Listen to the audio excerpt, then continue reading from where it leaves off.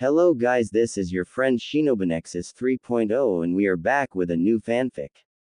What if demonic Naruto became bloodthirsty to avenge the fourth Hokage? Part 1.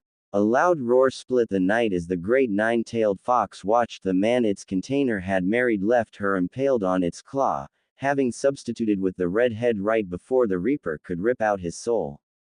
Everyone who was there was immediately shocked that the blonde had broken such an ancient law with almost no thought behind his action. He smiled to himself as he watched his son accept the remainder of the fox's chakra, while the many seals he had on his own body began to change the demon chakra inside his own body to match his own.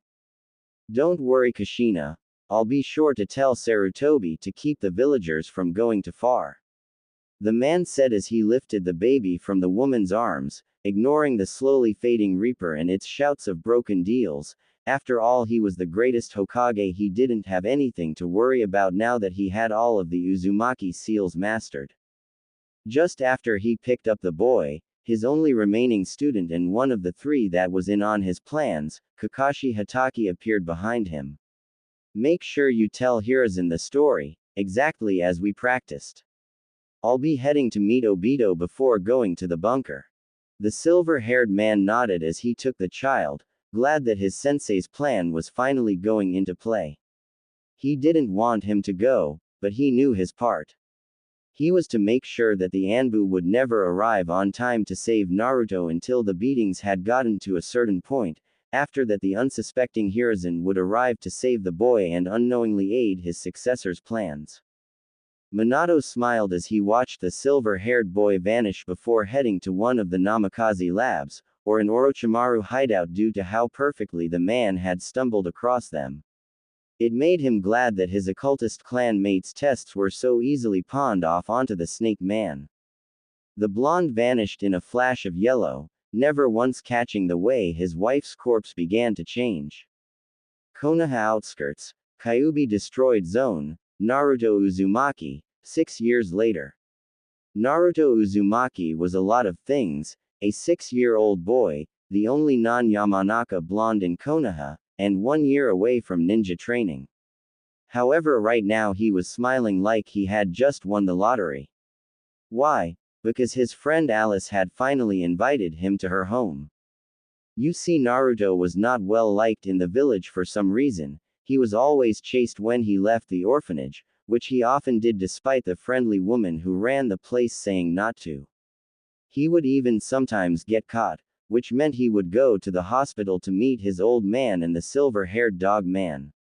However, going out was also the only time he got to see his friend Alice, who had found him the very first time he escaped from the mob of drunks. The girl was odd the first time he saw her, with porcelain white skin, golden blonde hair, and a blue and white dress in some weird style he had never seen before. She was quite the sight.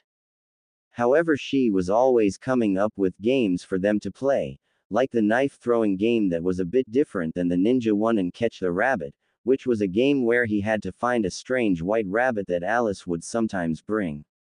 She said that his name was Chernobog, but he just called it Snow.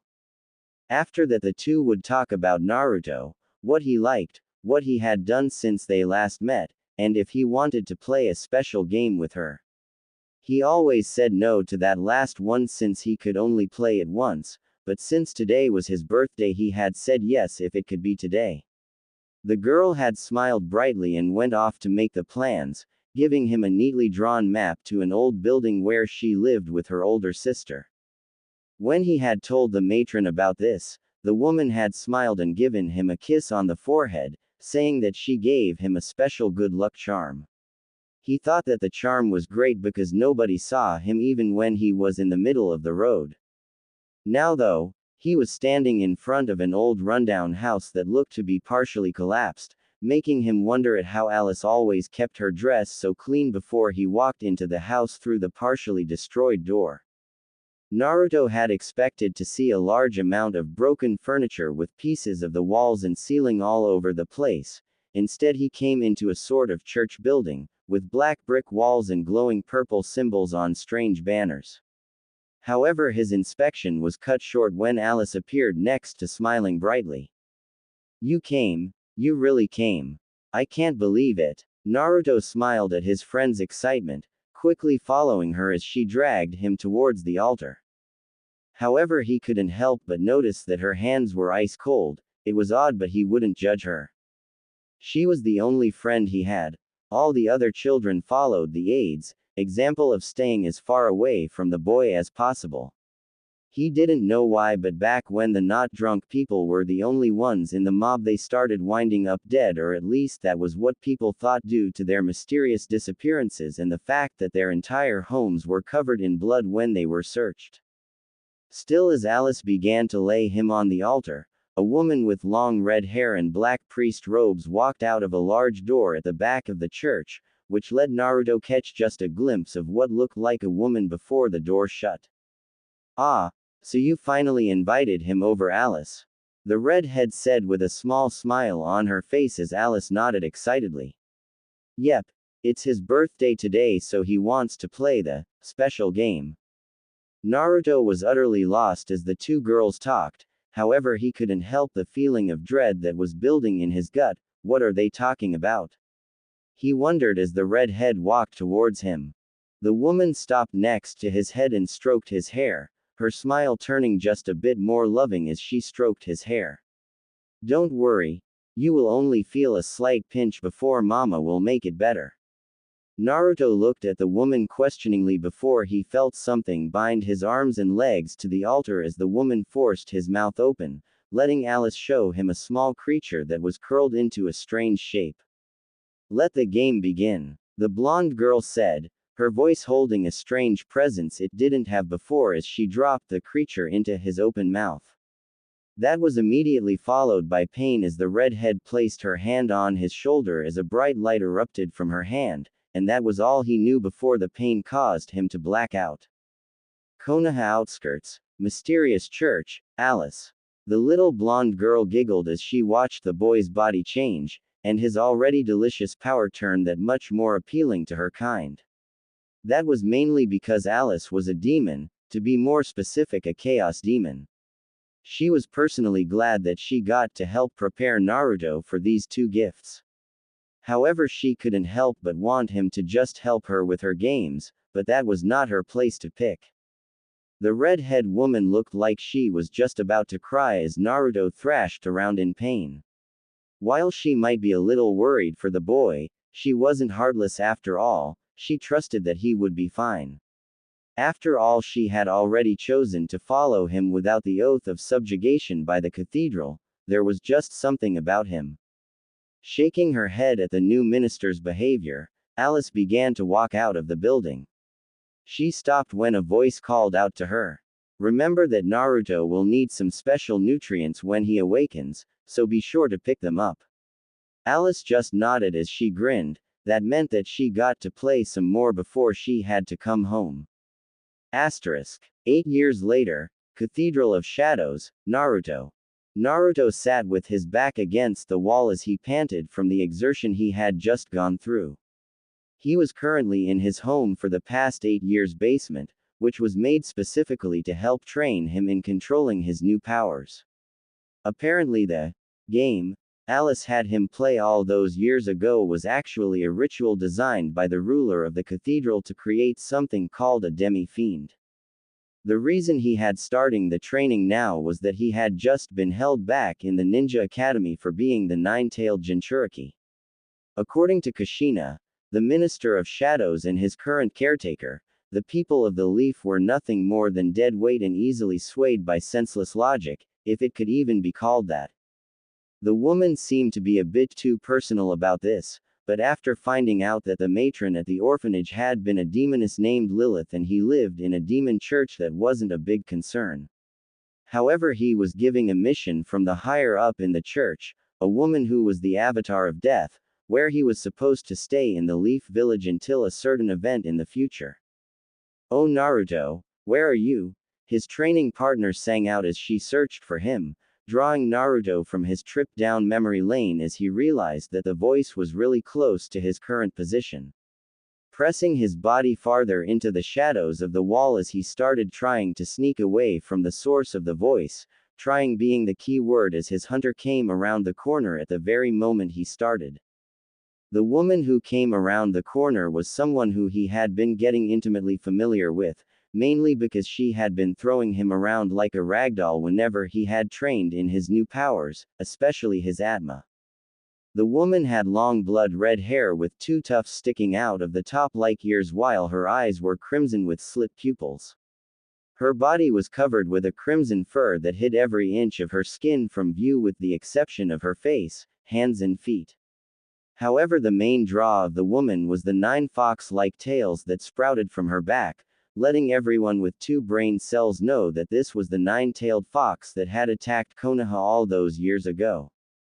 However, to Naruto this woman was Kurama, his sadistic teacher that took great joy, almost too much in the blonde's opinion, in throwing him through walls in an effort to get his many skills under control.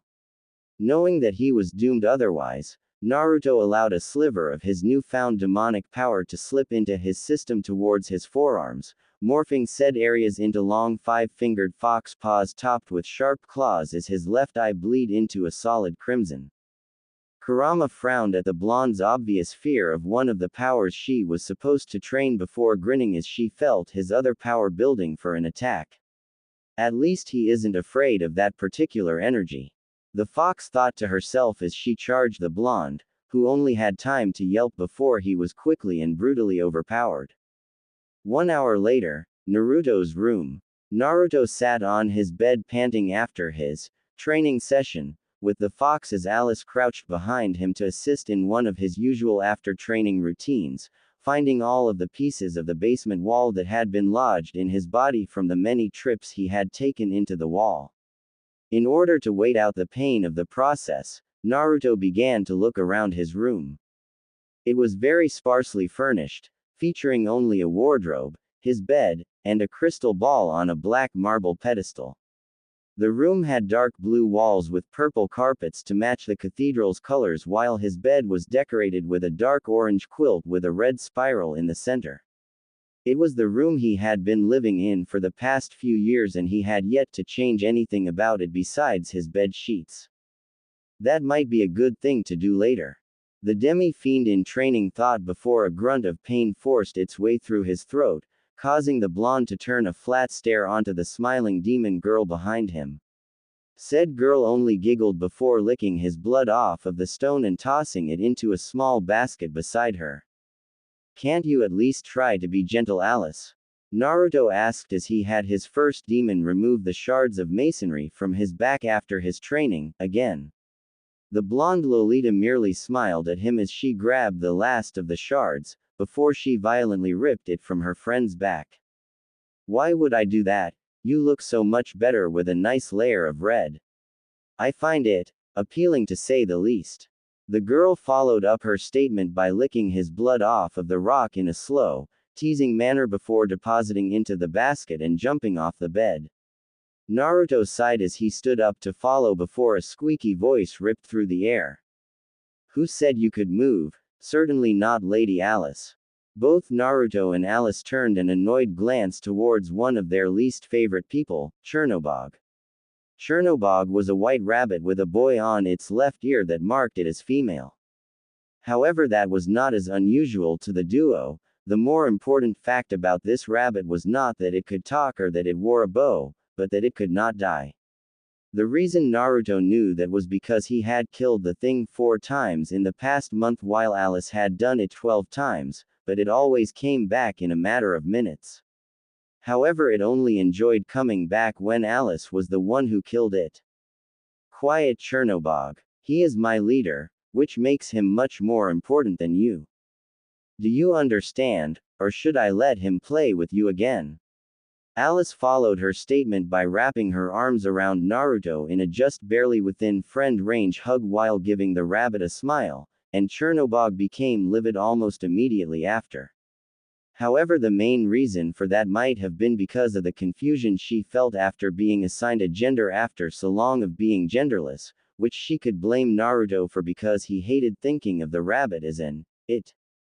Before anything else could be said or done, however, Kushina came into the room with a roll of bandages before freezing at what she saw. Naruto could only gulp as the woman's hair began to rise into a set of tails that the blonde knew that there would be hell to pay. The next morning, Naruto was rushing through the doors of the cathedral as he tugged on the last piece of his usual outfit. Said outfit consisted of a black hooded jacket with stylized designs that looked like demons and angels on each sleeve, while the back of the jacket was dominated by a large number of shapes that came together to make a fox, not a nine-tailed one but a regular fox. His lower body was covered by a study pair of dark gray Anbu-styled pants, while his feet were covered by a pair of study work shoes. It was supposedly a special form of clothing worn by a powerful man a long time ago, but that was only according Kurama.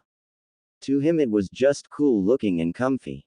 Anyway, Naruto smiled as he navigated the narrow back streets of Konoha in his casual clothes with a small smile on his face as he made his way through the alleyways that lay between the cathedral and the Konoha Shinobi Academy. He was heading there for the second day of a short, Get to Know Your Class event.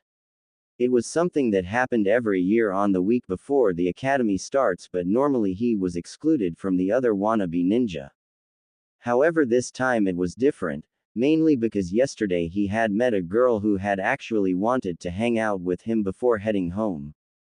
Now though, he was going to meet her again at the gates before heading to the Ichiraku ramen bar for something to eat. However, when he emerged from the alley, he came across something that immediately turned his good mood sour. His new friend, a girl that went by the name of Tenten, was in a rather heated argument with a bear of man. And from what he could tell, it was about him. Typical. Why do I have to stop hanging out with him? He's a nice guy. Why can't you see that? Tenten yelled at the man, who was obviously more than a little angry that this was happening before he spotted the object of the current argument, and growled. Fine then, I'll give you a choice. You can keep being friends with that boy. The man looked like he was forcing himself not to say something else, but I don't want to see hide nor hair of you at the shop again. The man stared Naruto down at this, really hammering it home for the blonde that he was the cause of this. The girl, however, didn't fold, but that might have been because she was only recently adopted by the man. That was something she was not afraid to let him know either. You really think that threat will work? Your wife adores me and will be really angry with you for kicking me out. The man growled as he realized that the girl was once again the winner of their arguments between them, and for the same reason as always. He shot the blonde one last dirty look as he approached before storming off, anger and depression all but flowing off of him. The girl frowned at the sight of her adopted father, as well as the hushed whispers of demonic corruption and fox hunts from the nearby civilians. She decided to brush them off for now and turned around to head back to the meeting point, only to gasp when she saw her new friend with a depressed look on his face. She didn't even get the chance to say anything before the blonde looked away as he let out a hasty apology and taking off towards the alleyways. Tenten took off after him, causing her to miss a team of 4 returning students take to the roofs after the blonde as well. Box Alley. Naruto arrived in one of the few alleys that ended in a large box due to the reconstruction by Kurama's forced attack. He was currently in the process of calming down as his sadness triggered his Atma, meaning that the Atma lines crawling across his face while his fiend tattoos also began to manifest. All in all, it made staying calm really difficult due to the multiple warring energies in his body. Unfortunately, it was at that moment that the ragtag team of failures landed in the alley behind him in an effort to box him in. Those poor idiots didn't know what they were dealing with.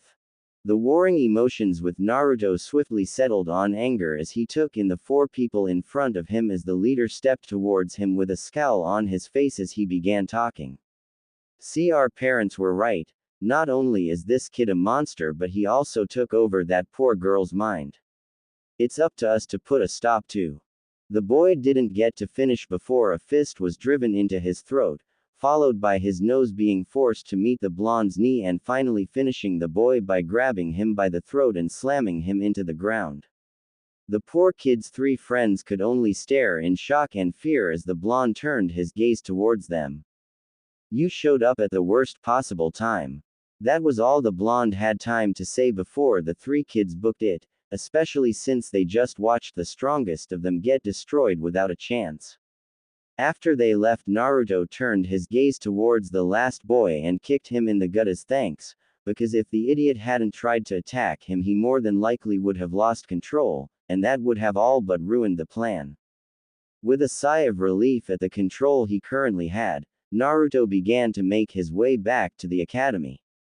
That course of action was halted when he spotted Tenten at the mouth of the alley with starry eyes at what she just saw, and Naruto knew what she was going to ask before the words even left her mouth.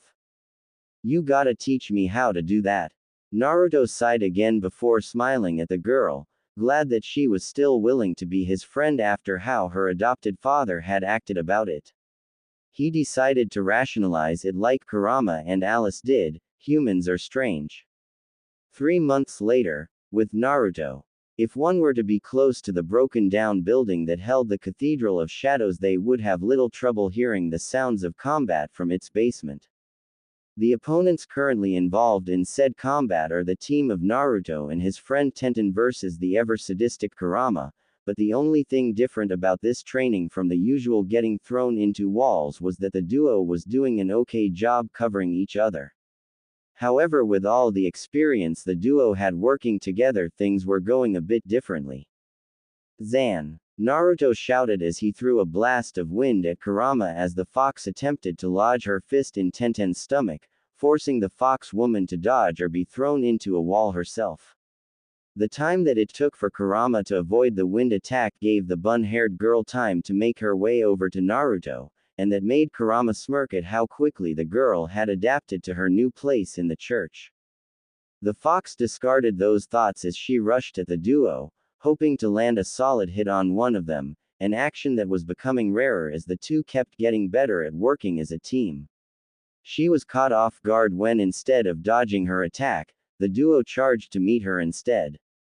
The fox only had time to widen her eyes as Tenten lashed out with a kunai, the weapon radiating the aura of a gram slice, while Naruto attempted to drive his own fist into her stomach in a lunge. The duo had managed to effectively trap her as there was no way for her to stop her own movement. To dodge backwards while going straight would cause her to meet both attacks. In addition to that, she couldn't go to either side as their attacks were spaced perfectly to guarantee at least one would hit. The fox had to smile at that, on the inside of course, as she dodged Tenten's gram slice and accepted the fist into her stomach, soon followed by the rest of Naruto's body as he allowed his momentum to carry him into the lunge. However, the fox looked slyly at the blonde before wrapping her arms around his neck and pulling his head into her, taking an almost sick satisfaction from the feelings of embarrassment and utter loathing from Tenten and Alice respectively.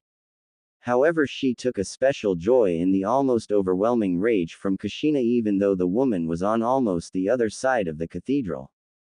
A few hours later, Naruto was currently in Kushina's office after the woman stormed into the basement claiming that she felt something terrible in the universe. Still, now Naruto was helping Tenten get the hang of her own powers, which had been granted to her by the comp she currently wore on her right wrist. The sudden power the comp gave her had been a weird situation for the girl at first, but after she learned how the thing worked, it became a lot easier for the girl to adjust. The comp was a metal bracer that was inscribed with countless seals and demonic runes to grant human members of the cathedral, which at this time meant Tenten, access to 3 special abilities, the first of which being the power to use the spells and skills of demons. The second ability a comp granted someone was the Demon Summoning Seal, which allowed the wearing to talk to and make pacts with demons. The last was a feature called the Locator, which was a weird seal on the comp that allowed the wearer to locate any member of the cathedral or demon in the nearby area. Suffice to say, Tenten was shocked when she had fiddled with it in class and found no less than 3 demons, not counting Naruto, in the school alone. Anyway, as Naruto helped the girl on one of the exercises she had been given to help get a bit of control on her pseudo-demonic energy, Naruto couldn't help but look back at how this situation came about. Flashback start. 2.5 months ago, 2 weeks after the previous chapter. Naruto was walking with a shocked Tenten as he led the way towards the cathedral after a very surprising visit from her father. Apparently the man had been serious when he had told the girl she would be disowned if she continued to hang out with him because now she was officially homeless. Not only that, but he was also going through various plans to cause the man pain as he helped carry the girl's stuff to the cathedral after gathering it up off the street. However, he doubted the man was going to be able to hold his marriage together anymore because the duo could still hear the argument the man was having with his wife, and he was willing to bet that the just might end up having to find a new home after tomorrow. Now all he had to do is make sure that Tenten was able to get a place to stay at the cathedral, and that was easier said than done considering he had to convince 3 different people to let her stay. Then again, the only one who might have a problem would be the madam, but he might be able to find some way to convince her. Half an hour later, Cathedral of Shadows, the madam's room. Naruto was currently sitting in the chair and fidgeting as he watched the divider that separated visitors, meaning Kushina and Kurama before now, from the madam. He could see the woman who called herself the Avatar of Death moving about behind the obscuring barrier between them, and he had to admit one thing. This woman really had a way of making him seem really small without even trying, like something deep in his mind just knew that this woman could end him in an instant. It made him wonder why this woman wanted such a large role in his life. "So you wish to let your little friend stay with us?" As the woman spoke, Naruto couldn't stop the sliver of dread that went down his spine as the woman spoke. He could almost imagine the flat stare she was giving him as she moved to the chair on the other side of the divider. After sitting a bit straighter, Naruto mustered up his confidence and responded. "Yes, ma'am, she was kicked out of her home because of me, and I don't care about her life story, Naruto, but I am glad you decided to talk to me about it personally. This is only the second time you've ever been in here after all." Naruto once again felt the dread going down his spine at her words, even though her voice had a definite happy tone. The reminder of just how little he actually talked to her put him on edge. "I'm sorry, ma'am, but please let her. I will allow the girl to stay on 2 conditions." Naruto blinked at that. He was honestly surprised at that. Both Kushina and Kurama would grumble about how this woman required a lot of convincing whenever they left this room, so why was he getting his way this easy? "What are your conditions, ma'am?" He could almost feel the woman's smile as he said this, and the fact that he couldn't tell why she was smiling was worrying. "The first is a fairly easy one. You must convince the girl to wear a device I had Lilith and Kushina make. The second one will be even simpler. Just visit more. I don't want to have to wait 2 years to hear from you again." Naruto gulped as he heard the thinly veiled tone of ire in her voice. It was almost like some invisible pressure had filled the room that let him know just how serious this was. "I can do that, thank you, ma'am. I guess I'll talk to you tomorrow then." The pressure vanished almost instantly as the woman responded. "Yes, you will, and every day after unless told otherwise." Flashback end. Naruto was broken from his trip down memory lane when he felt the pulse of demonic energy from Tenten, and he barely had the time to avoid the small knife of energy that the girl launched by throwing himself to the floor. He gave the girl a flat stare as he got up, and Tenten gave a nervous chuckle as she spoke. "I finally did it." Shaking his head at the girl, Naruto could only grin as he responded with, "Yeah, now let's see you do it without attempting to carve my face off." The girl gave a pout at his words but got right back to work on molding the demonic energy into a suitable form. Neither of the 2 human residents of the cathedral had heard the sounds of Kushina forcibly restraining Alice as the demonic little girl tried to get into the room in order to maim the bun-haired girl for nearly hurting her blonde master. The next morning, Konoha Ninja Academy. Naruto and Tenten were currently sitting in their seats at the academy during the break and working out their plans for that night. The reason for their sudden bout of plotting was because of something they overheard from Kushina just before they had gone to sleep last night. The red-haired woman had been muttering about the Uchiha clan, an event that would happen tonight, and a woman named Makoto. That combined with how much the duo felt owed the woman for becoming their legal guardian meant that the duo had hoped that by going to the Uchiha district later they would be able to find Makoto and bring her to the cathedral. If nothing else, the Minister of Shadows would be able to have a friend to talk to other than Kurama and Alice, and since the fox woman seemed to hate her and the demon girl barely tolerated anyone but Naruto, this would without a doubt lift the woman's spirit. However, as was becoming tradition for their school days, the duo was approached by a group of other students who came to save Tenten from Naruto's demonic control, something that the duo often laughed about at the cathedral due to how ironic that statement actually was. Yet the worst part about this little interruption was the leader of the group, a brown-haired boy that went by Ken, who had seemed to have made it his mission in life to hassle the duo ever since the academy started. Well, if it isn't the village punk and his no-good girlfriend, what are you talking about, huh? Knowing you, it's something that will cause the village trouble.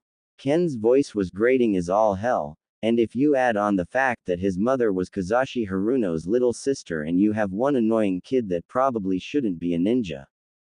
However, in a relatively welcome addition to the routine that had started, a girl by the name of Beth stood up from her spot across the aisle from the two members of the demon church. Beth was a girl with long, straight, light brown hair that fell neatly down to the middle of her back with the bangs held out of her face by a white cloth with blue designs on it. Her outfit consisted of a dark blue, long-sleeved dress that was cut off just below her hips and her legs were covered by an off-white pair of pants. Attached to stomach and elbows of the dress were sections of gray leather armor while her right shoulder had a guard made of lightweight chakra metal, which matched the metal skirt and boots she wore. Finishing of her outfit was a white shoulder cape that had the same blue markings as her headband, only the cape seemed to have seals of some kind built into it as the girl often changed to color to something more suited to a forest when the class did hide-and-seek exercises. She also has a sword on her hip that is held in a dark blue sheath with a white cloth wrapped around the handle. The girl gave Ken a stern look, which caused the boy to flinch, before she started on one of her now well-known verbal beating. You all should be ashamed of yourself, only people who don't respect themselves resort to bullying others. In fact, you should think about how you may be forced to work with some of these people you're bullying may be forced to save your life in the future. What will you do if someone holds a grudge on you and leaves you to die? I hope you take this to heart this time, but knowing you can, you're going to do this again tomorrow. Naruto watched as more members of the group took on a frightened look as they gazed at the two. Beth seemed to have really driven home her point this time as almost the entire group seemed to be rethinking the lies that may or may not have been fed to them by their parents. It was this reason that Beth was one of the only people the duo counted as friends. The other four who were a part of that circle were three boys, Yoshio, Woro, and Rock Lee, and another girl that went by Kaga. All in all, the 7 students were a very tight-knit group, but there was conflict among them as well that was mostly present in Yoshio and Woro. In fact, whenever the two were near each other and started to give opinions, it almost always devolved into a fight. However, both boys respected Naruto enough to follow his lead when they chose teams for group practice. After his followers had gone back to their seats, Ken turned towards the two with a sneer and opened his mouth to speak, but fortunately was cut off by the two Chunin-sensei coming into the room to start the lesson. This made the boy grit his teeth before heading to his seat, not wanting to get detention for disrupting the lessons. This left the duo with plenty of time to finish up their planning before the academy let out for the day. Later that day, end of the academy. Finally over. I thought it'd never end. Naruto said as he led the group of 7 out of the building they had been stuck in. Naruto gave a quick glance to the clock sitting on the gates to the academy and was happy that there was still time left before the plan he and Tenten had come up with needed to start, giving him some free time to spend with his friends. Speaking of friends, Naruto heard the telltale voice of Rock Lee, causing the blonde to look back at him as he shouted, "Indeed, Naruto, no matter how important this knowledge will be to our shinobi career, there must be another way to teach us than countless minutes of lectures. Rock Lee was a fair-skinned black-haired boy that wore said hair in a long braid and normally wore a Chinese-styled martial arts outfit. The boy had been the first to join the group after Tenten, having heard about the blonde convincing his guardian to take her into their home, and as such had stated that he was a man worthy of his friendship for being so generous. In response to Lee's statement, Woro gave a hearty laugh before responding with, "You got that right, fuzzy brows. I really wish they start train us in ninjutsu though."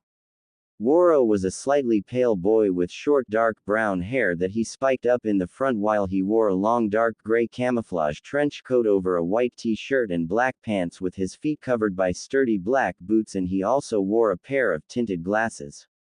Wario's joining of the circle had been more eventful, as when he first met Naruto he was being beaten up by a group of kids that had claimed that he owed them money. This led to Naruto calling the kids out, calling them weak for needing to gang up on someone to win.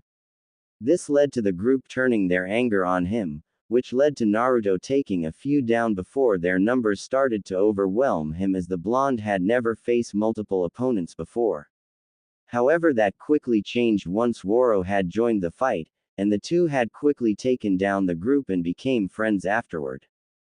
Of course, you can't wait to learn jutsu. A person like you only care about making the biggest explosions possible and not something like genjutsu or medical jutsu.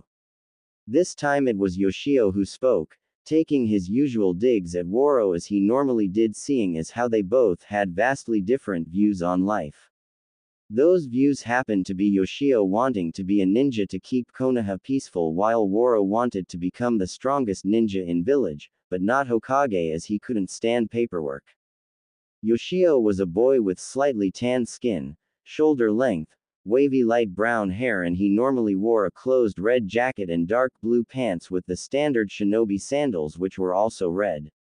The reason Yoshio became a member of the group, despite his immense dislike of Woro, was for a slightly tamer incident than Woro. On the day after the beating Naruto and Woro gave to the group of kids, Naruto had been heading to the exit from the bathroom when three of the group had managed to sneak up on the blonde as he entered the entry hall and get in a few good sneak attacks before he could respond. However, when Naruto did respond, one of the teachers had come into the hall and caught sight of the blonde attacking the kids. This had led to the blonde being dragged to the headmistress' office before Yoshio arrived, having seen what had happened from the second floor, and told the teacher what had happened, leading to the three kids being dragged off instead of Naruto.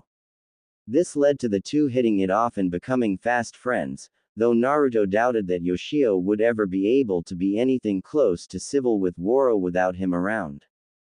Kaga sighed as she picked up her pace, joining Naruto and Tenten up near the front as she started grumbling about the two children that had started arguing behind them, making Naruto smile and Tenten giggle as Yoshio and Woro fought, while Rock Lee tried and failed to get the two to settle down. Kaga was a girl in the year ahead of the rest of the group, and she took advantage of that fact by calling the rest of the group kids, though it was mainly when a fight broke out between the two opposing forces.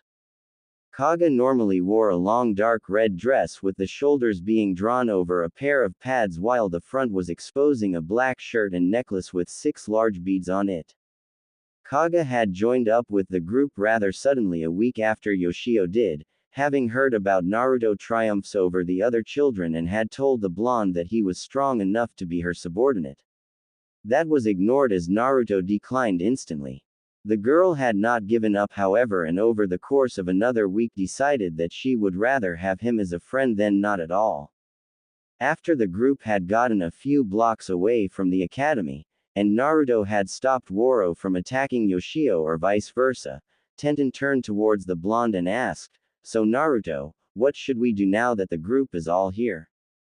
This led to Naruto looking at the group before turning to the bun-haired girl and saying, "We get lunch." This statement was met with shouts of approval from Woro and Rock Lee, smiles from Tenten and Beth, and nods of acceptance from Kaga and Yoshio. I was this reason that Naruto was the center of the group. he was the only one that knew exactly how to make everyone agree on something before the group headed towards their usual after-school hangout. Ichiraku Ramen Bar. As soon as the group had piled into the ramen shack and placed their orders, anyone who cared to listen would hear nothing but the sounds of a group of students enjoying their lunch and everything that goes with it. On the three rightmost stools, Woro and Yoshio were having a nice civil conversation about what flavor was the best for ramen, while Rock Lee managed to stop said conversation from devolving into a brawl by sitting between them. On the other end of the row of stools, Beth and Tenten were asked Kaga questions about her studies, wanting to be ahead of the rest of the kunoichi in training by learning from the black-haired girl. In the very center seat, chatting quietly with the waitress Ayame, a brown-haired civilian girl that was the daughter of the man who ran the ramen bar, was Naruto himself. The blonde Jinchuriki turned demon couldn't help but smile as he watched his friends have fun with each other, ignoring the fact that Woro was being held back from slugging Yoshio by Lee after boy made a not-too-friendly remark about the glasses-wearing boy's mother. It was time like these that the boy wished that the world could be at peace, but then reality set in as a phrase Kushina's constant teaching had drilled into his brain. As long as there are humans, there will be conflict, and as long as there are gods and demons, humans will have a reason to hate.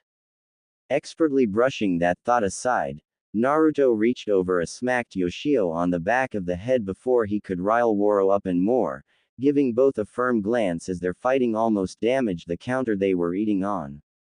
The two shared a glance before nodding and giving the noodle their full attention, and just like that, Naruto was greeted to the sight of high circle of friend actual peaceful.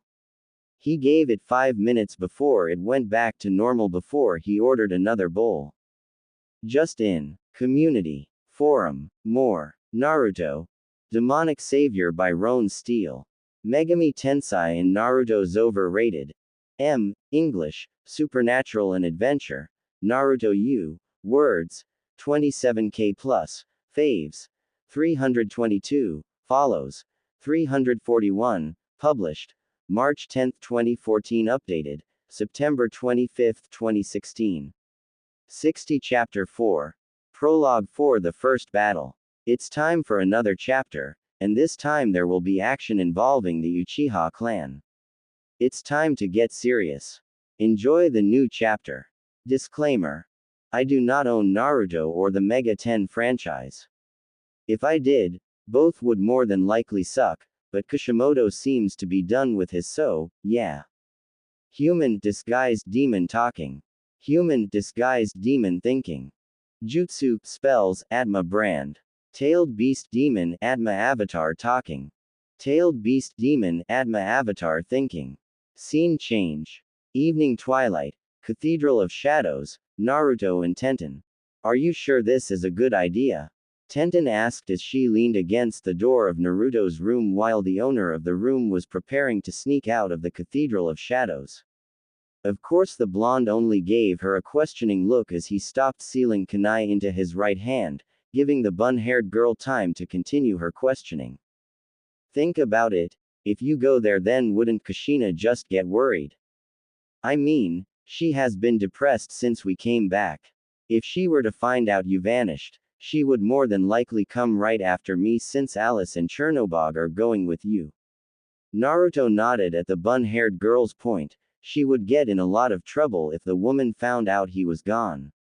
Still, after sealing the last two kunai, the blonde walked over to the girl and grabbed her shoulder as he stared into her eyes. Don't worry, I'll be going there, getting this Makoto woman, and coming right back. What's the worst that could happen? As soon as he finished that question, Naruto walked right out the door of his room, Alice already being in his mental compendium for easy summoning. He never noticed that Tenten was starting to freak out slightly as she imagined exactly what could, and more than likely would, go wrong. This was Naruto she was thinking about after all. Konoha outskirts, area outside of the Uchiha compound, nightfall. Naruto had been intending for his trip to be just a quick in and out, visit the clan head's house, grab Makoto, go home and have a nice snack. That plan had gone out the window when his mind was hit with a wave of fresh life force, something that only happened when he had slain one of his training demons. The fact that he was nowhere near a dead creature meant that so many people were dying in such a short amount of time that it was sending their remaining life force out in a giant tsunami-like pulse that only demons or those with comps would be able to pick up. His was proven right when the voice of a certain white rabbit resounded through his mind. "We are going to have company soon." Naruto didn't waste time responding to Chernobog's statement, as that would leave him with less time to escape the inevitable surge of feral demons, and he could hear some of the fast demons rushing towards him as he started to climb the walls of the compound. Naruto yelped as he felt something snap at the air just behind his leg as he pulled himself over the wall and fell onto the ground on the inside of the compound, landing on something soft as he did. Allowing himself a moment to calm down, Naruto looked around to get an idea on what happened and immediately wished he hadn't. Littering the ground around him were various bodies of people who had at one point been members of the Uchiha clan, and he quickly got to his feet as he noticed that he had been lying on the body of a middle-aged man. Naruto swallowed as he felt his throat run dry at the sight of a feast of powerful meat before he beat down his Atma avatar's impulses, not wanting to give in to the desire to gorge himself on the helpless corpses. "Shed your human skin, Naruto, some of the demons are getting up the wall." Naruto was thankful when Alice's voice cut through the fog that was clouding his mind as Atma lines had begun spreading across his skin, and he sent the blonde demon girl an affirmative as he pulled his Magatama's powers to the surface. Naruto felt himself slump to his knees as his jacket dissolved into his skin, leaving his upper body bare as a series of complex glowing black tattoos spread across his being, along with a horn that grew out of the nape of his neck. The blonde was vaguely aware of his pants being torn just above his knees as he pushed himself back to his feet, the only thing remaining of his former appearance being his shoes, pants and hair as his eyes were now a piercing yellow color to show the demonic power racing through his body. "Looks like it's getting easy to change. I guess Kurama was right about it getting easier the more I do it." As Naruto said this, he rolled his shoulders, working out the slight stiffness as he noted the underlying demonic tone to his voice. "We've got company." Chernobog's shout was the only warning he got before three creatures flopped over the wall and began attempting to stand, and Naruto couldn't help the smirk that crossed his face as he saw what his first real battle was going to be against. The three creatures were very similar to humans at first glance, however due to his enhanced eyesight Naruto was able to see the differences clearly.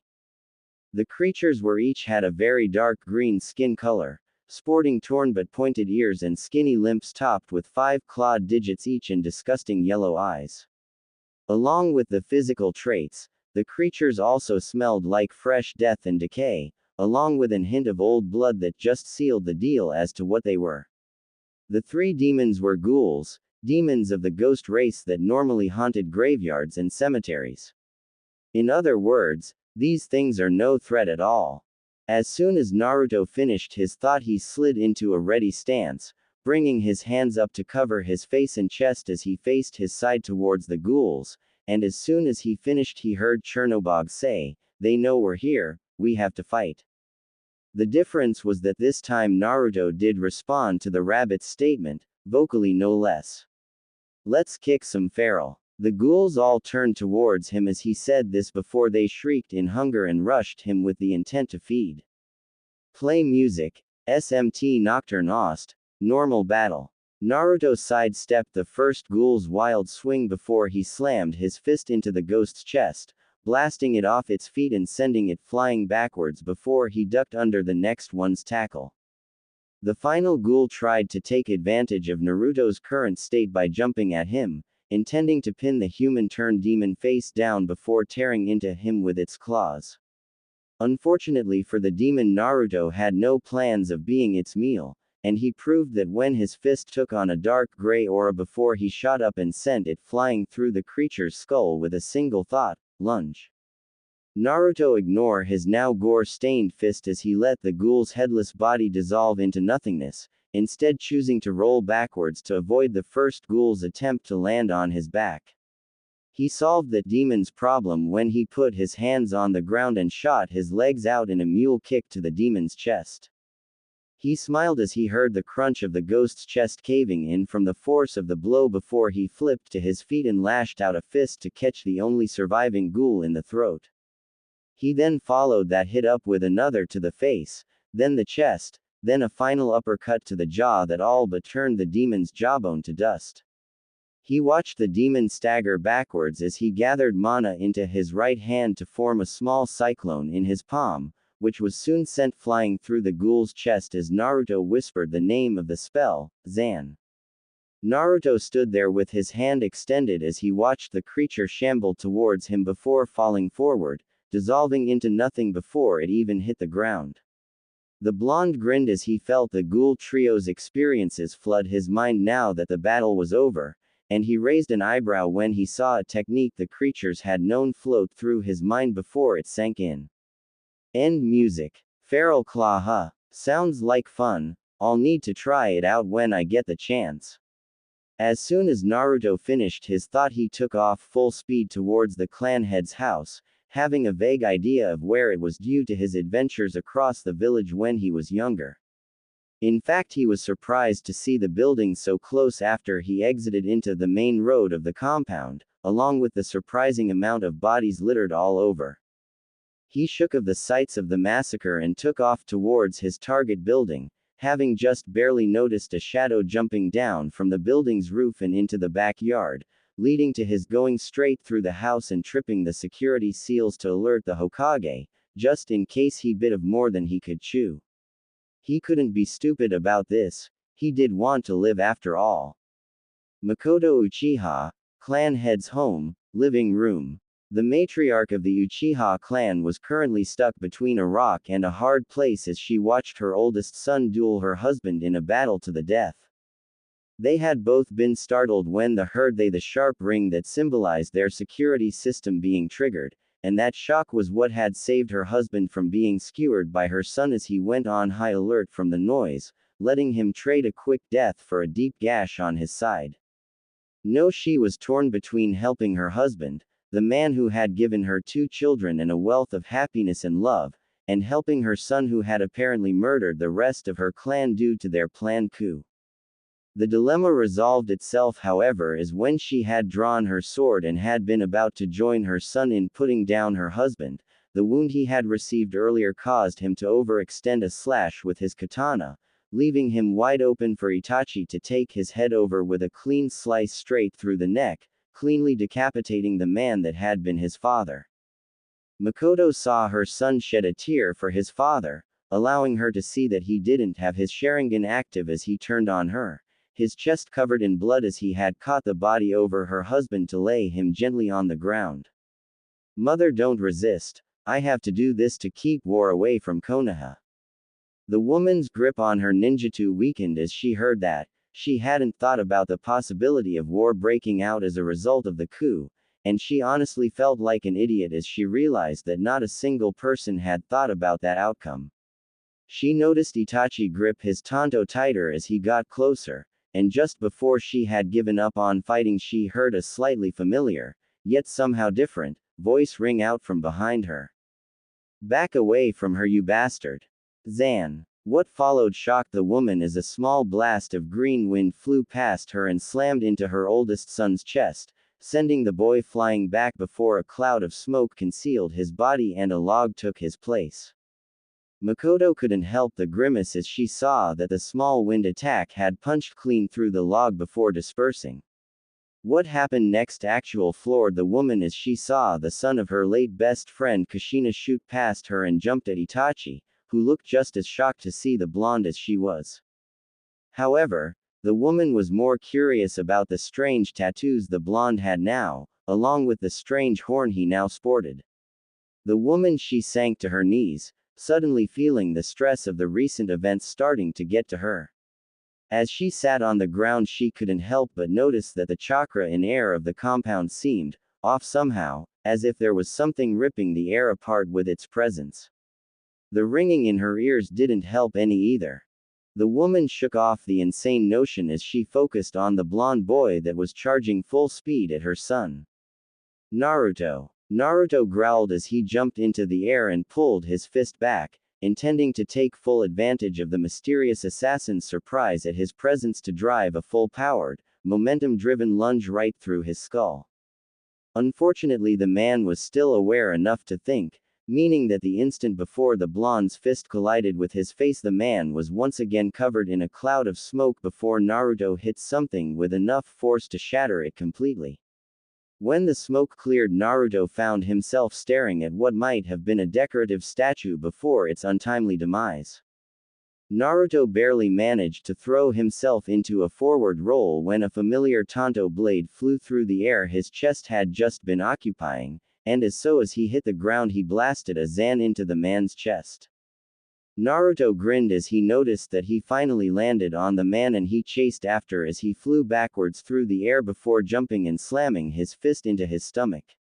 However, as soon as the man hit the ground, but before Naruto was about to hit him in the chest with a lunge, he was stopped by a kunai flying at him from the stoop of the house as a voice called out at him, "Leave my brother alone, you monster."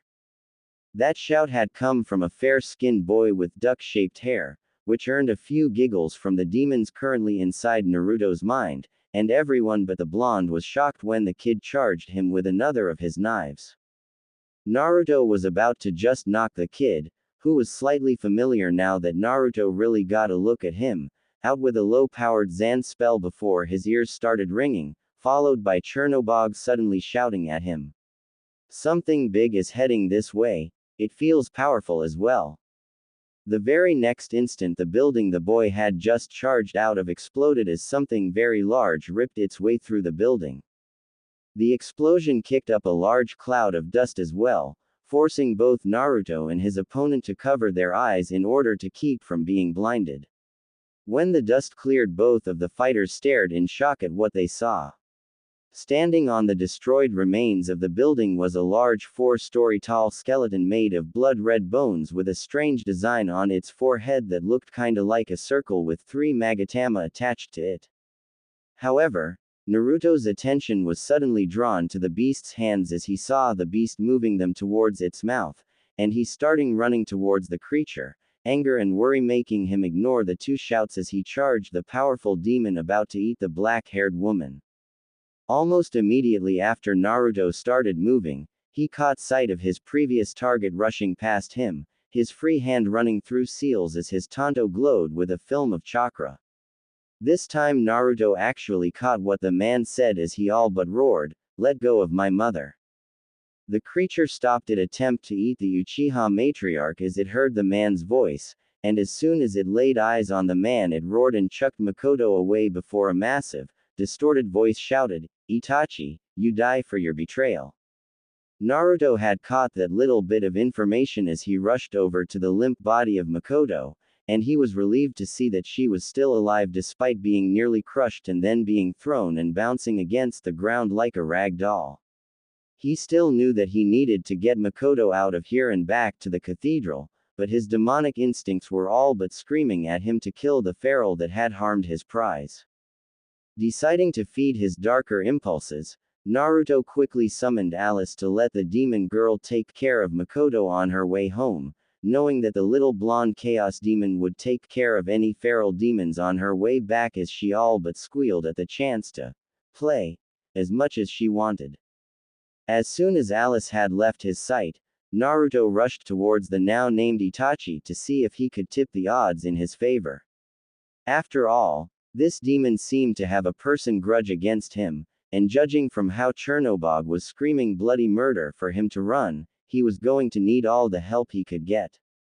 Naruto was impressed with how well the man was handling himself against the giant skeleton demon. He had managed to remove the bone on 3 of its fingers while he was distracted with Makoto with zero knowledge on demon slaying. Still, the blonde could tell that the man was having trouble avoiding the demon's attacks. "It's lucky for him that I'm here then," Naruto thought as he fired a Zan spell at the monster's hand as it descended on the black-haired man. Itachi spared a second to glance back at the blonde before refocusing on the massive monster he was fighting with. He knew that he was completely ignoring his orders, but he was facing a much bigger threat to the village than his clan's attempted coup. He was just glad that Naruto seemed to be on his side now. He really didn't want to have to fight this monster and the strangely tattooed blonde at the same time. Going through a short string of hand signs, the Uchiha sucking some air before expelling a fireball with a shout of, "Fire style, Grand Fireball Jutsu." The ninja was pleasantly shocked when a mini tornado impacted his jutsu, empowering it enough to cause the titanic skeleton to reel back as the flames coated its skull. As the demon was recovering, Itachi took the time to question his blonde companion about his sudden lack of hostility. "Why are you helping me all of a sudden? We were fighting not even 10 minutes ago." Itachi didn't take his eyes off the skeleton as he waited for the blonde's answer, which filled the Uchiha's head with questions when he heard it. "I'm not going to let this demon any closer to my home, plus I really want to test my powers against something that's not impossible to win against. So we better kill it, here and now." Naruto didn't bother to wait for Itachi's response as he shot forward, his fist encased in the gray energy of his lunge skill before slamming it into the creature's already weakened shin bones, shattering them and forcing the creature to fall to its knee as its other leg was destroyed. Naruto was saved from the creature's surprise attack when Itachi appeared near him and moved them out of the way of a wild smash that cratered the ground they had just been standing on. "You foolish boy, why are you siding with Konoha's weapon against us? Does your betrayal know no end?" After the demon roared its question, Naruto wasted no time in responding to the monster. "I can't take any statement against individual thought seriously when it comes from a monster with more than one mind. Pitiful." Naruto smirked as the monster began trying to refute his claim, but in the end the monster could only roar in pain as it gripped its skull as its minds began warring with each other. It gave the duo the perfect opportunity to get in a few attacks, which they did as both Naruto and Itachi rushed forward and shattered the rest of the creature's legs below the hip. As the duo retreated away from the monster and getting prepared, and it collapsed to its elbows before wordlessly roaring at the duo. After the monster roared it and dragged itself towards them before it attempted to grab them, and while the duo was able to avoid it, the unconscious boy behind them was not able to. In the following moments Naruto was caught off guard by Itachi's actions. The man had actually moved slightly past him, screaming in anger as he called out the name of the boy in the monster's hand, Sasuke. The boy started to regain consciousness at the man's shout, and he was quickly made aware of his situation as he called out for his brother as his head was placed into the monster's mouth. However, in the instant before the mouth could close on the boy's neck, he was suddenly replaced by Itachi, and the older Uchiha was barely able to stop the top jaw from connecting with the bottom as it dug into his back. Naruto finally got over his shock when Itachi looked over at him and called out to him. The man was about to call out to the blonde, but before he could get a word out, the jaws closed on the man. Naruto could only watch as Itachi Uchiha was bitten in half by the Odokuro, and the blonde didn't wait to attack as the creature began laughing. "We have won, Itachi. Your loyalty to Konoha was impotent against our wrath. And now we will." The monster didn't get to say anything else before Naruto slammed into its skull, his entire body coated in the physical energy of lunge as he splintered the creature's skull. The monster dropped the man's lower body after the attack, but Naruto ignored that as he reeled his arm back before slamming it into the monster's skull again, punching a hole into its skull as he did. It was in that moment that Naruto realized what Itachi had meant as he was thrown backwards by a sudden explosion. The blonde was sent to the ground some distance away as the creature's lower jaw was blown off by the man's last attack. In the next instant the monster dropped towards Sasuke, but the boy was saved by Naruto as the blonde tackled him out of the way, suffering a gash on his side as he did. After making sure the boy was safe, Naruto turned towards the monster as it began trying to push itself up on its broken arms.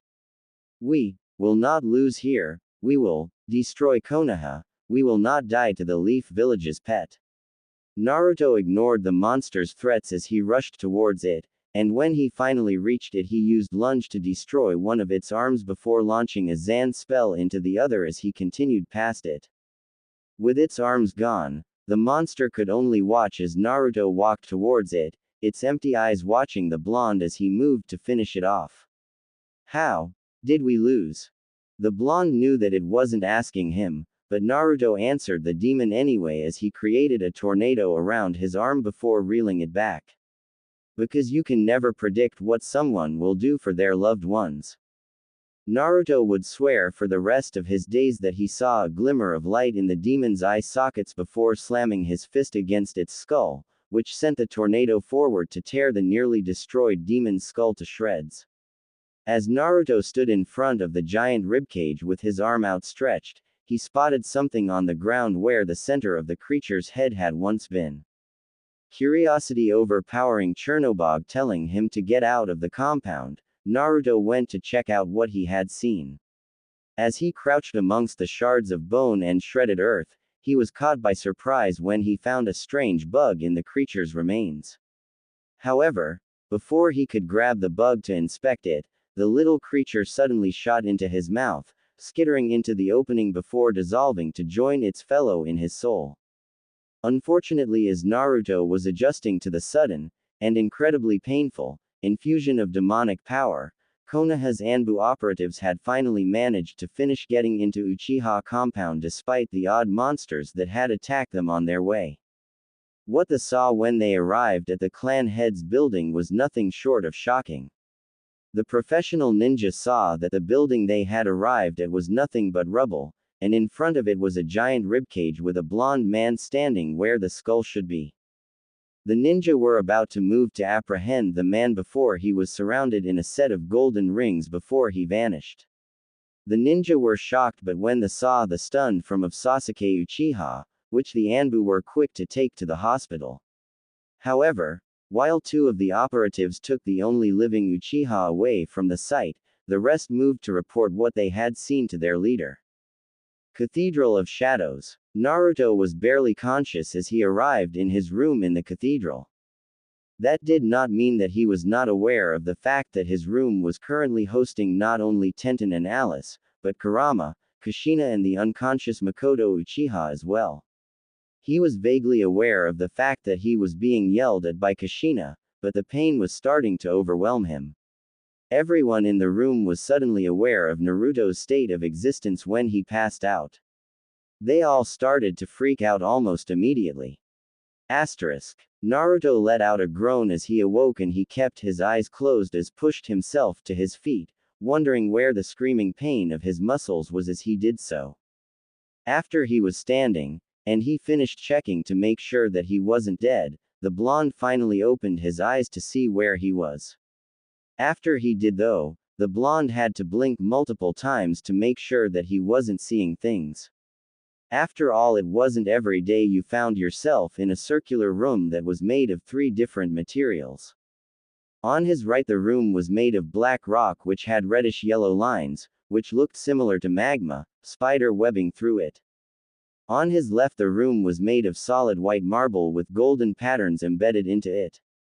However, the area in front of him was made of what looked like average building materials like wood and metal, while the area behind him looked to be made of one piece of pure white material. The only noticeable point of entry into the room was above him, as there was a hole in the ceiling where all 4 sections of the room meet.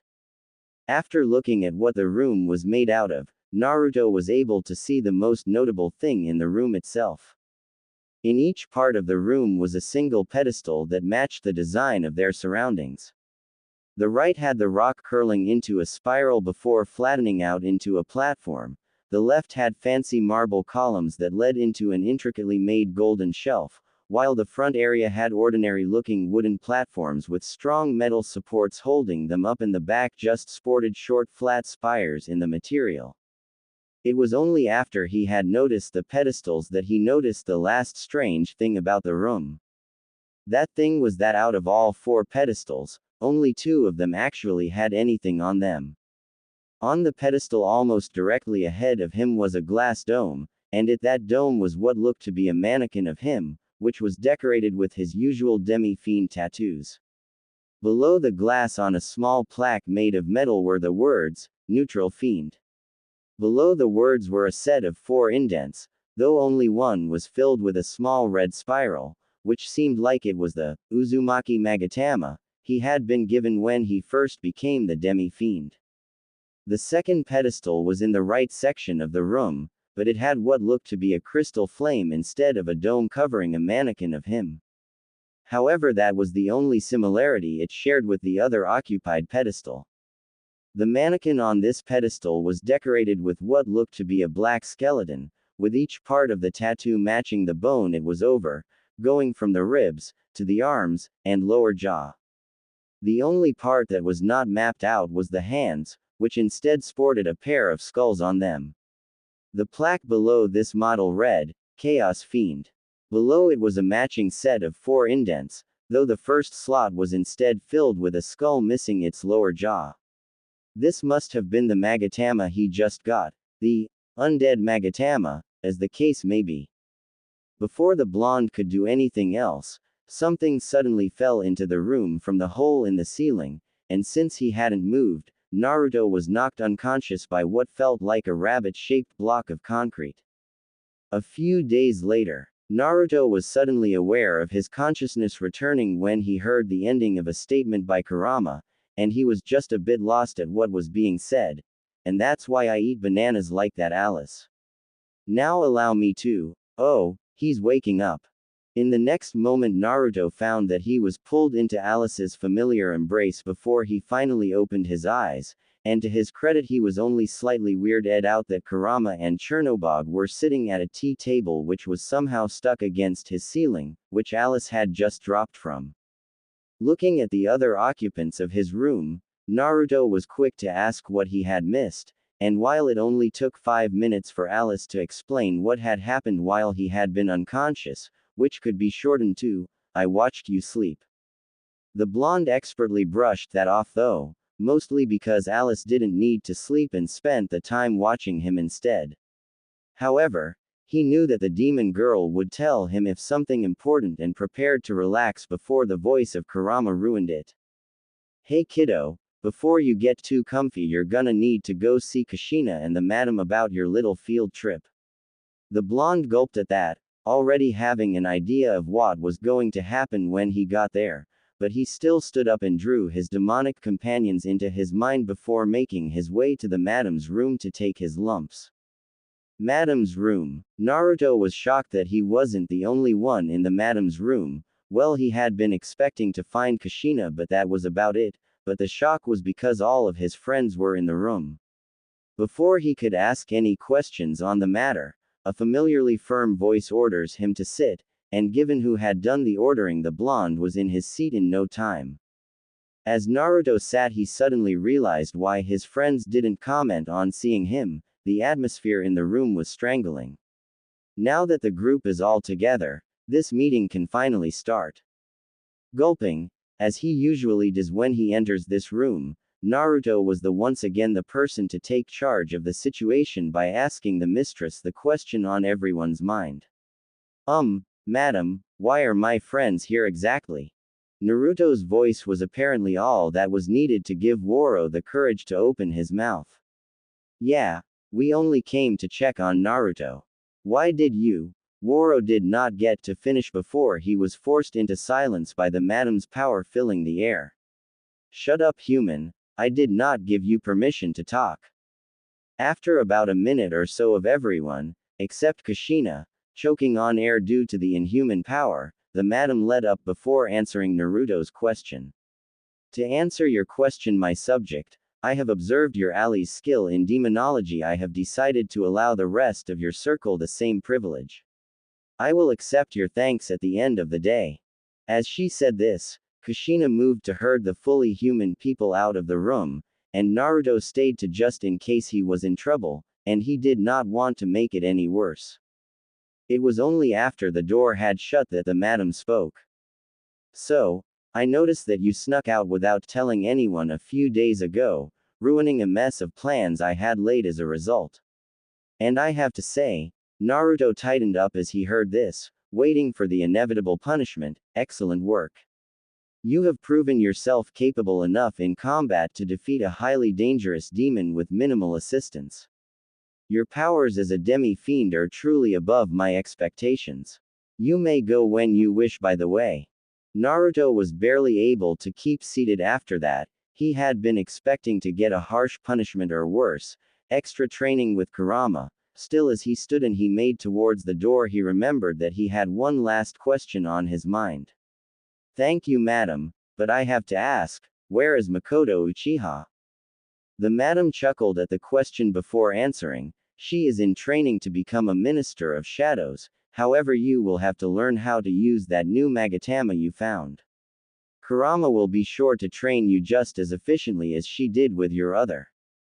That was all Naruto needed to hear to completely destroy his good mood.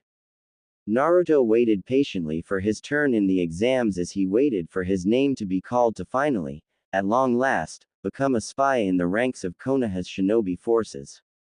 Granted, this test would probably be more exciting if he was 1 year back, as that class was literally filled with clan heirs and other influential children, but he wasn't going to lose the chance to be placed in a team with his friends, including Kaga, who had purposefully flunked her test in order to be in the same class as the rest of them.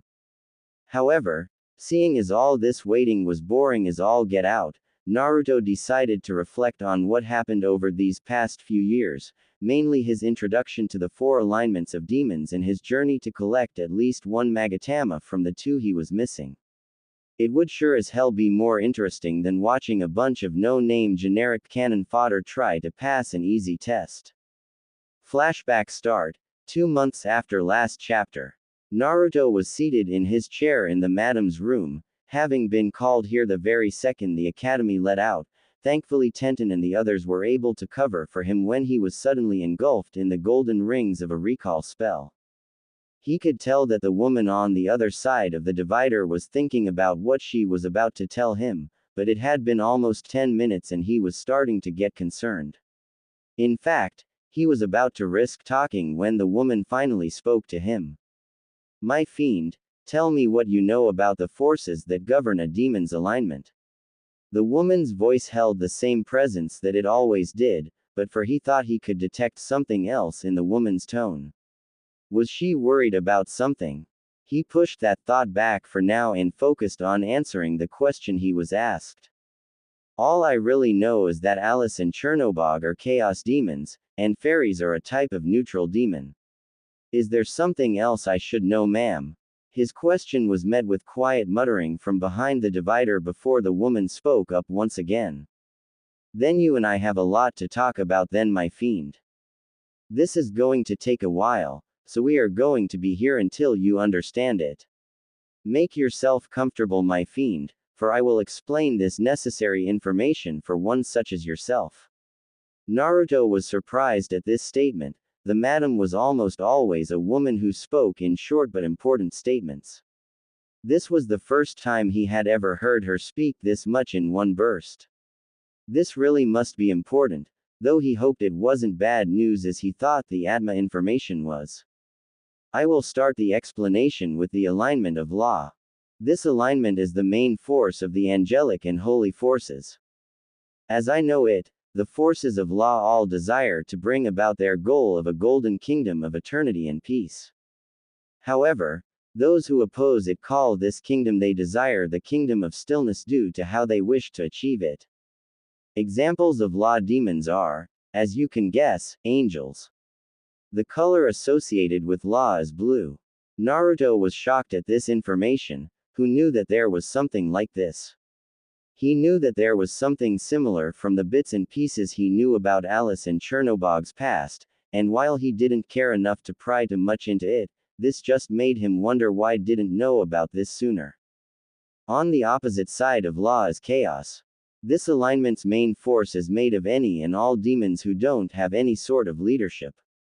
Examples of the demons of chaos are the undead, any and all sorts of demon that humans tell stories of. Then there is the army of chaos. the only group of demons of this alignment with any sort of leadership. The army of chaos aims to make a world where only the strong survive. The forces of law regard this movement as nothing more than senseless violence and destruction. The color associated with chaos is red. Naruto was once again blown away by this information, mainly because Alice was a part of this group of demons. It made him wonder exactly how much he didn't know about his most loyal demonic companion. Did he even want to know? He didn't have time to ponder his answer to this question as the madam continued her lecture. The third main alignment is neutral. Neutral is the alignment of almost every human and demons that fall under either natural forces or demons that come in kingdoms, like fairies and other such mythical creatures. There is really no main force of demons in this alignment, though this force has been the winner in every war between the alignments due to the fact that a human of substantial will always joins their side and leads them to victory. The color associated with neutral is green. Now that was something he did not expect to hear. There was an alignment that was actually led by humans. That and they always won the alignment wars. Color him impressed. The last, and widely considered not an actual alignment by the others, is the force of nihilism. This alignment has no actual demonic presence, but it still manages to have a presence, and remember that even a small presence is dangerous, for we of the cathedral are always a driving force despite our almost non-existent numbers. Its associated color is white. That is a fact the blonde couldn't counter, mainly because he was a member of the Cathedral of Shadows, and he knew all about how powerful this little group was, especially since he and his friends made up almost all of the church's offensive power. Now then, my fiend, do you understand this information? Naruto gave the woman an affirmative, and he saw the woman stand and walk over to a different part of her half of the divider. He was not surprised when she spoke to him once again. Then you understand how imperative it is that you gain access to a Magatama aligned with each one of the four correct. Luckily for you, after you found the undead Magatama, I have been trying to get our mutual friend Lilith to start working to assist us in tracking down Magatama. Now all we have to do is wait for her to come to us with the locations. This will give us plenty of time to make sure that you can gain some demons of the three main alignments. This way you will be able to keep yourself informed on the movements of each of them. Ah, here it is. With her piece once more said, and the thing she was looking for apparently found, the madam returned to her seat and muttered something under her breath before a strange item appeared in his lap. He knew that he would get an explanation, so all he had to wait. And he wasn't wrong. This item is an old device known as a smartphone. This item was used in another universe to communicate across long distances, and could even be used to run a version of the demon summoning seal, though it was called a demon summoning program instead. This will allow you to talk with any member of the cathedral, along with myself, at any distance. It also comes equipped with an application called a GPS, which allows you to know exactly where you are anywhere in the world. Truly, this is one of the true prides of human creation. Naruto's surprise was twofold, as not only was he impressed by the flimsy-looking rectangle's immense usefulness, but also by the fact that the madam was actually talking with a large amount of excitement in her voice. Maybe this was the woman's passion, otherworldly technology. Though to be fair, he did enjoy the way the back of the phone was decorated with an angel, a demon, and a human all drawn in incredible detail. Now then, my fiend, you are dismissed. And remember that I will be expecting you to call every day you cannot visit me in person. This allowed Naruto to stand up and head towards the door, already trying to find his way around this strange device as he did so. This was a day that was just bursting with new things. Half a year later, it had taken quite a lot of convincing for the madam to get Lilith to search for possible Magatama positions, which was shocking to almost everyone at the Cathedral of Shadows because the woman was able to stand up to someone who was literally deaf. Anyway, the negotiations finally ended when Naruto offered to do anything the demonic woman wanted, no matter what it was.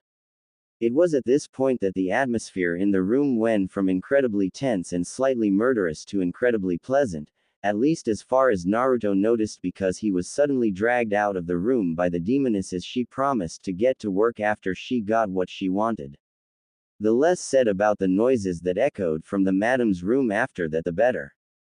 Getting back on track, Naruto was navigating his way to the location of a supposed law-type Magatama with his usual partners of Alice and Chernobog in his mental compendium, though they were joined by Lilith's favor, Alilim, one of the demon's many children, or so they say. The demoness that appeared was remarkably human-looking, with tanned skin that was a few shades under his own. The next thing that stood out among her more human features was her hair, which fell to her shoulders, with her slightly pointed ears just barely peeking through the chocolate-colored locks. Her eyes were also the same yellow color that his took when he let his fiend energy take over, and seemed to almost always be giving bedroom eyes without even trying. He also noticed that she wore a thin white vest that was just barely able to cover her, and it seemed to stick to said feature like magic, which might actually be true now that he thought about it. He also noticed that she was wearing the shortest of shorts that were also white. Moving on, he was able to see that she had nice wings and a tail that were a pinkish color. Anyway, getting that out of the way, Naruto still hated referring to demons by their race, a holdover from his compassionate human heart Alice had said, so he had named the girl Maya.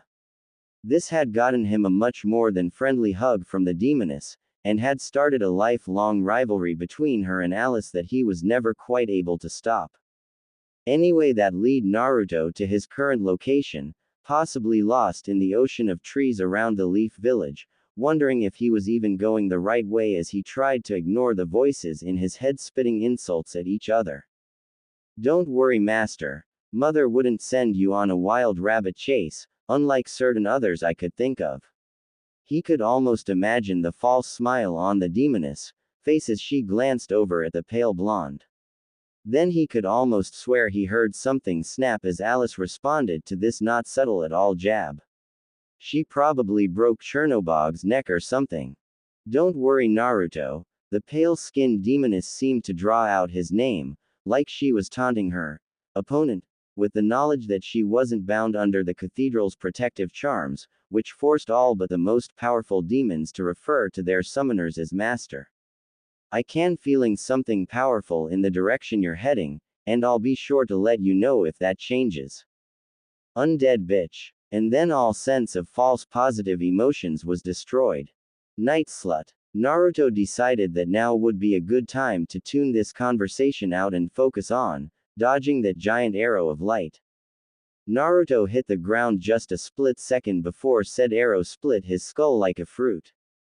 The tree behind he was not so lucky and had most of its trunk removed by the arrow's obviously holy power, letting the blonde-haired fiend see just how much damage it was capable of. Turning towards the direction the arrow had come from, and he was not all that surprised to see the form of a creature with large white wings and skin that looked more like porcelain than anything else. The next thing he noticed about the creature was that it had no face, just a golden cross where its face should have been, while the bow it wielded was made of a golden wood-looking substance with leaves that were white as its skin and no visible bowstring. "So, you are the lost lamb our head priest has told us so much about. This must truly be a blessing from the Lord." The creature's voice was a strange mix of sounds, almost like it was a recording of various sounds making the noises required for the words rather than an actual voice. "Now then, lost lamb." The monster creature was soon joined by two exact copies, though one wielded a sword as shield while the other had a large hammer, both of which were made out of the same not quite wood as the leader. As one the holy creatures announced, "Cast off your demonic chains and prepare to serve our Lord." Naruto gave the monster a look like they were absolutely insane as he allowed his human disguise to give way to his demi-fiend power while simultaneously summoning Alice and Maya from his head, both of whom immediately put their argument aside and focused on the foolish creatures that dared to target their beloved friend master. The sight of the female demons beside them seemed to infuriate the angels as well, and in less than a second, each of the angels had been taken by one of them, with Naruto having taken the divine that shot at him. Naruto started the battle as anyone should, by driving his entire body into the angel's chest in his signature lunge attack, which he followed with an uppercut using his feral claw skill to actually cut the being. The angel, shocked at the suddenness of the attacks, had no choice but to take both strikes before it was sent backwards by a hard kick to its chest. By the time the angelic being stopped itself, Naruto was able to swap to his Chaos Fiend tattoos and launch a bolt of pure poison at it, the Poisma skill granted by the undead Magatama, which hit the law-aligned demon square in the chest. This had the effect of making the demon take a knee as it felt the poison start coursing through its body. The angel had started to raise, suddenly aware that it had underestimated the blonde's level of demonic corruption. Before it could do anything to try and turn the battle around, however, Naruto slashed the angel across the chest with a knife hand as a slight yellow glow surrounded it. This was his static claw skill, which was followed by a finishing move that was little more than a roundhouse kick across the skull. Naruto took a few short hops away from the angel as he wiggled his fingers, and he smiled as he was quickly getting used to how he should act while using this alignment in battle. Whittle the enemy down with negative effects before delivering a powerful attack to knock them down. As the angel was trying, though it was more like failing, to get back to its feet, Naruto wondered how it was that something so weak had gotten a Magatama. It didn't make sense to him. Putting those thoughts to the side for now, the half-demon switched back to his main alignment and decided to just end this battle here. As the demi-fiend was advancing towards it, the angel's mind was racing with thoughts. It had been told that this blonde would be weak, unsure of how to use its power, and easily defeated and brought before the high priest. It felt the item it had been given pulse as if it knew something that had not been told to the angel. As it felt this pulse, it suddenly thought something that was borderline heretical. What if it was sent here to die, to feed this weird hybrid creature? Any further thoughts were cut off as Naruto drove his hand through the angel's chest, holding the squirming little bug-like creature that was a Magatama. He smiled at the fact that he had completed his mission before he watched the angel dissolve into non-existence. Sighing at what he was about to go through, Naruto decided to just bite the bullet as he forced the creature into his mouth before collapsing to the ground as he felt the creature begin to warp his being with its power. The last thing he noticed before the pain knocked him out was Maya and Alice rushing towards him. Mindscape. I'm never going to get used to that. That was the first thing he said to himself as he pushed himself from the dead center of the familiar room that was his Magatama room, as he had dubbed it.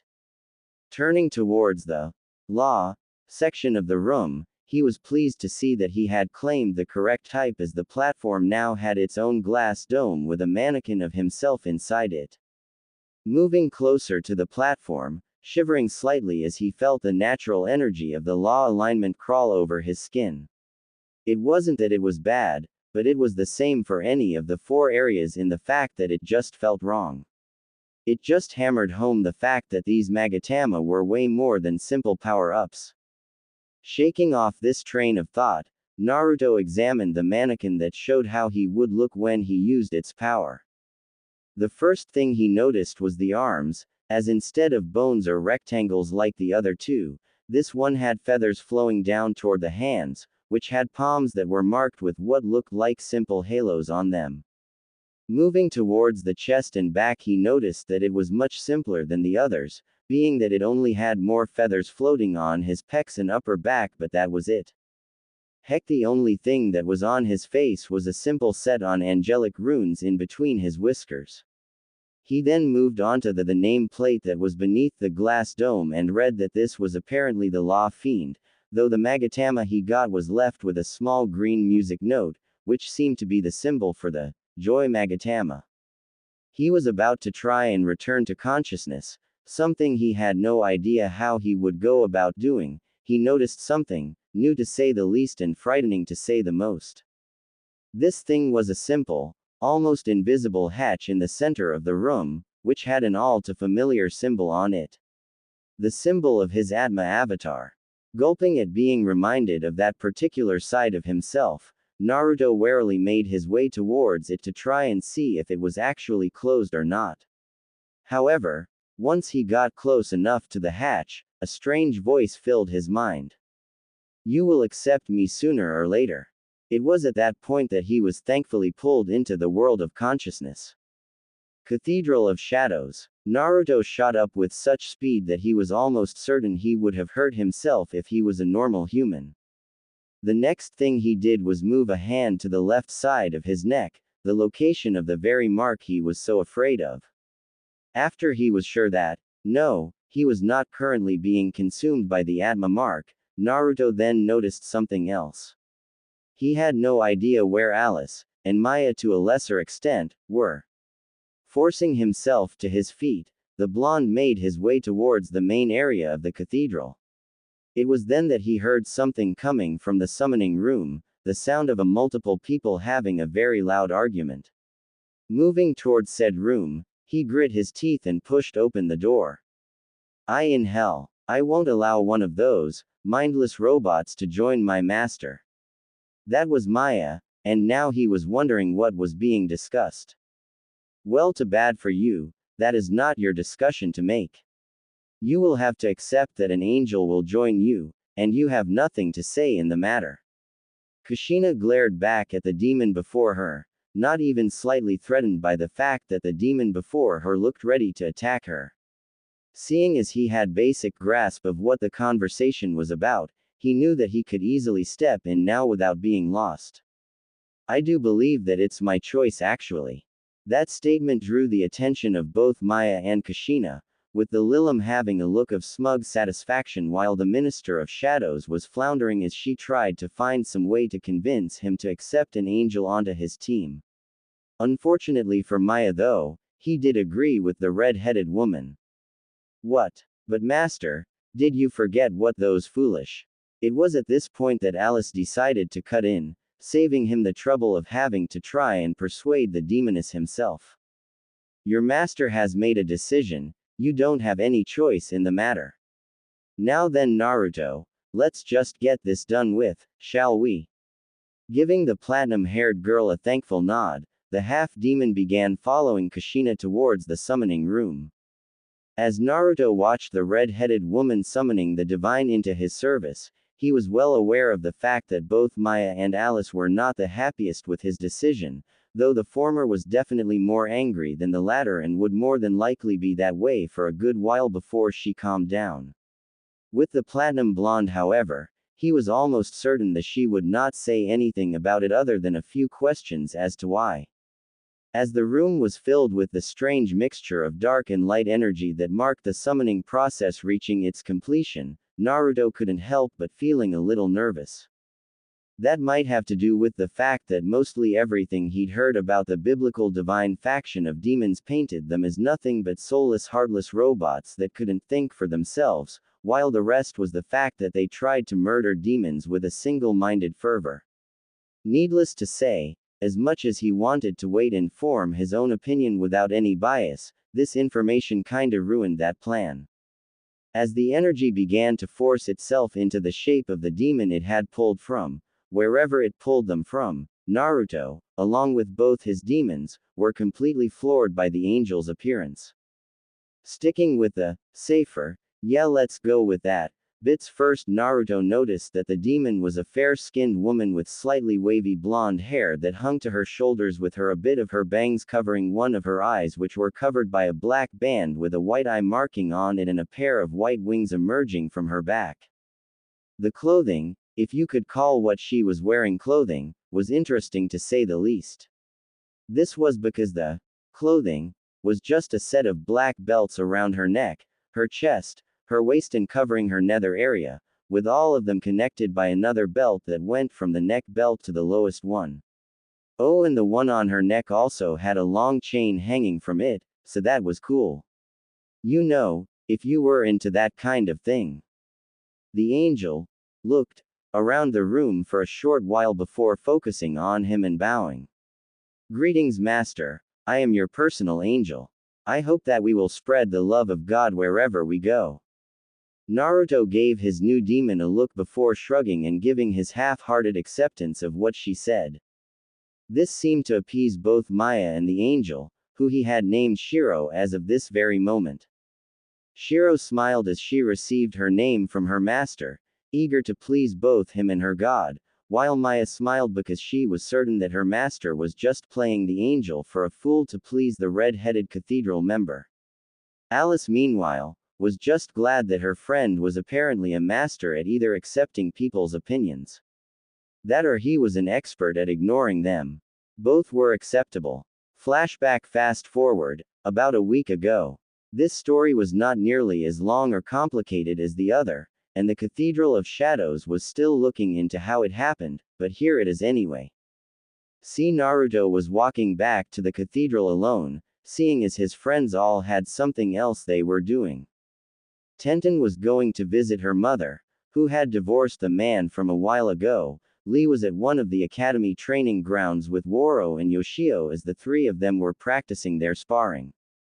This was a thinly veiled excuse for the two who violently disagreed with each other to beat the shit out of each other. Kaga and Beth had stuck with him for a bit before they split up in the shopping area, and that was last he saw of them before he entered the destroyed area of the Leaf Village. However, instead of the quiet and uneventful trip he had been expecting, he suddenly found himself noticing a strange bright blue tent that had been set up in front of one of the destroyed buildings, and he almost thought the tent was fused to the building before shaking off that thought. It was more than likely just his eyes playing tricks on him. Deciding that he had a few minutes to spare, the blonde-haired half-demon made his way into the tent, noticing that the material it was made of was rather fluffy and pleasant to the touch. Naruto was not sure what he had been expecting to see before he entered the tent, maybe the inside of the worn-out old building that it had been attached to, or even a simply store of some kind. What he had not been expecting, and what he had found, was for whoever had owned the tent to have coated the inside of the building in the same material and somehow set it up like a fancy lounge, complete with a woman wearing a dark purple dress with similar colored hair that had two white stripes that made it look like she had horns. Behind the woman was a piano, and at that piano was a man in a dark purple suit with a blindfold wrapped around his eyes as he played a few test notes on the grand instrument. I bid you welcome, valued guest, but I'm afraid that our establishment is not open for business as of yet. Naruto tore his eyes away from the strange duo as the man began playing a strange song, with the woman beginning to sing along in a fittingly haunting way. However, that was all mostly background noise as the fiend found himself staring at one of the most entrancing people he has ever seen, and he's met Lilith, so that's saying something. The woman who had addressed him looked to be about as old as Kushina.